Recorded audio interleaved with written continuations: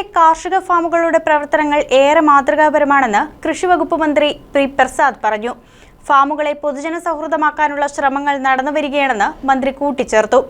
ജില്ലാ പഞ്ചായത്തിന്റെ നേതൃത്വത്തിൽ കാർഷിക വികസന കർഷകക്ഷേമ വകുപ്പിന്റെ സഹകരണത്തോടെ സംഘടിപ്പിക്കുന്ന നേര്യമംഗലം ഫാം ഫെസ്റ്റ് ഉദ്ഘാടനം ചെയ്ത് സംസാരിക്കുകയായിരുന്നു മന്ത്രി.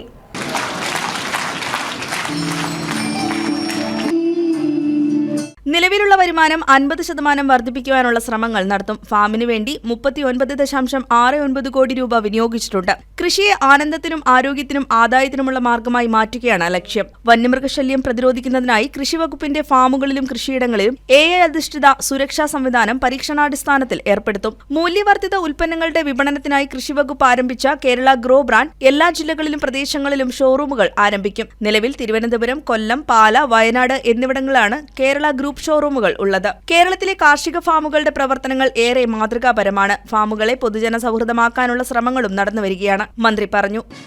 കേരളത്തിന്റെ കാർഷിക മേഖലയ്ക്ക് നല്ലവണ്ണം സഹായം ചെയ്യുക എന്ന ലക്ഷ്യത്തോടു കൂടിയിട്ടാണ് പതിറ്റാണ്ടുകൾക്ക് മുമ്പ് ഈ ഫാമുകളെല്ലാം പിറവിയെടുത്തത്.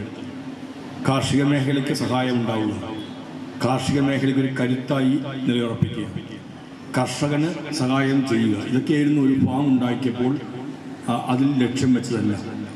അതിൻ്റെ ഭാഗമായി നേര്യമംഗലത്തൊരു ഫാം ഉണ്ടായി. ആ ഫാമുമായി ബന്ധപ്പെട്ട് നിരവധി കാര്യങ്ങൾ ഇവിടെ നിങ്ങളിപ്പോൾ ചെയ്യുന്നുണ്ട്.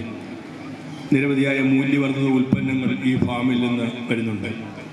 മൂല്യവർദ്ധിത ഉൽപ്പന്നങ്ങളാണ് നമ്മുടെ കാർഷിക മേഖലയ്ക്ക് ഏറ്റവും കൂടുതലായി സഹായകരമാവുന്നതും.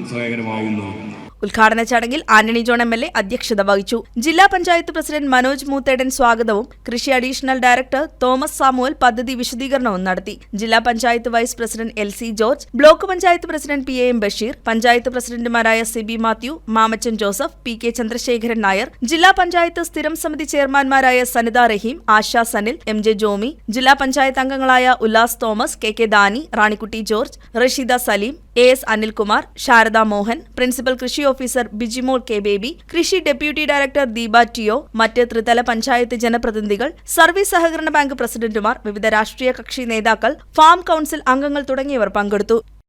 News desk KCV news.